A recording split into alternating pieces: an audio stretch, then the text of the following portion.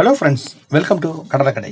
இன்னைக்கு நாம பார்க்கறது ஒரு தெய்வீக காதல் ஒரு உயிரை காப்பாத்துச்சு. ஆனா விஞ்ஞான உலகமே இது எப்படி நடக்கும், இதுக்கு சாத்தியம் இருக்கா அப்படின்னு வியந்து போய் இன்ன வரைக்கும் ஆராய்ச்சி செஞ்சுட்டு இருக்காங்க.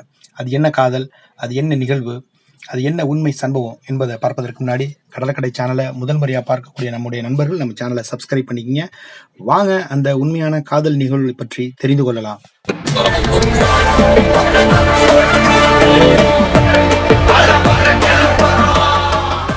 இவர்தான் டோன்னா அஷ்லாக்.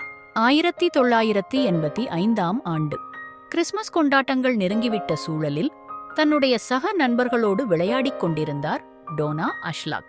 திடீரென்று அவர் சுருண்டு விழுந்துவிட அவரை தூக்கிக் கொண்டு சான் பிரான்சிஸ்கோவில் உள்ள பசிபிக் மெடிக்கல் சென்டருக்கு சென்றனர் அவருடைய பெற்றோர்கள்.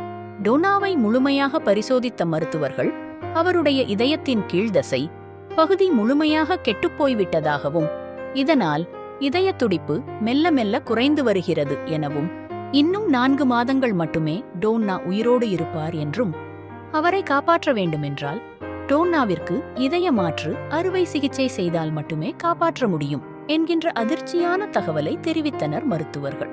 இதனால் திகைத்து நின்றார்கள் டோன்னாவின் பெற்றோர். இந்த தகவலானது டோன்னாவின் 15 வயதேயான ஆண் நண்பர் மற்றும் காதலரான பெலிக்ஸ் கார்சாவிற்கு தெரிந்தபோது மிகவும் வருத்தமுற்றார் கார்சா. டோனாவை தான் எப்படியேனும் காப்பாற்றுவேன் என்று முடிவு செய்து அவர் மனதில் ஒரு திட்டம் வந்தது. இந்த சம்பவம் நடந்து சரியாக 1 மாதத்திற்கு பிறகு, அதாவது 1986ஆம் ஆண்டு ஜனவரி மாதம் 4ஆம் தேதி கார்சாவிற்கு திடீரென உடல்நலக்குறைவு ஏற்பட்டது. உடனடியாக அவனது பெற்றோர் கலிபோர்னியாவில் உள்ள மோடஸ்டோ மருத்துவமனையில் கொண்டு சேர்த்தனர். அவரை முழுமையாக பரிசோதித்த மருத்துவர்கள் பெலிக்ஸ் கார்சாவிற்கு மூளையில் இரத்தக்கசிவு ஏற்பட்டுள்ளது எனவும், அவர் மூளைச்சாவு அடைந்துவிட்டார் என தெரிவித்தனர்.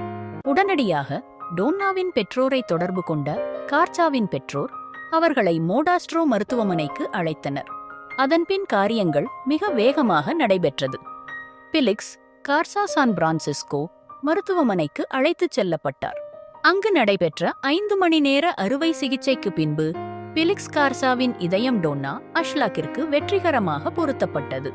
பின்னர் 2 வாரம் மருத்துவமனை பராமரிப்பில் இருந்த டோன்னா அதன்பின் தங்களுடைய வீட்டிற்கு வந்தார்.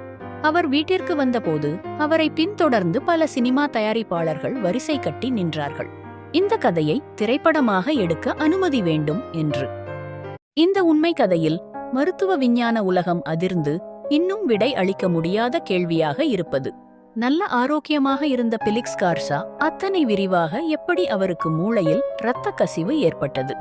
காதல் மயக்கத்தின் காரணமாக அவரே தனது சாவை எப்படி வரவழைத்துக் கொண்டார் என்ற கேள்விதான் அது. இன்று வரை விஞ்ஞான உலகம் இந்த கேள்விக்கு விடையளிக்கவில்லை. டோனா அஷ்லாக் என்றும் ஆரோக்கியமாக வாழ்ந்து வருகிறார்.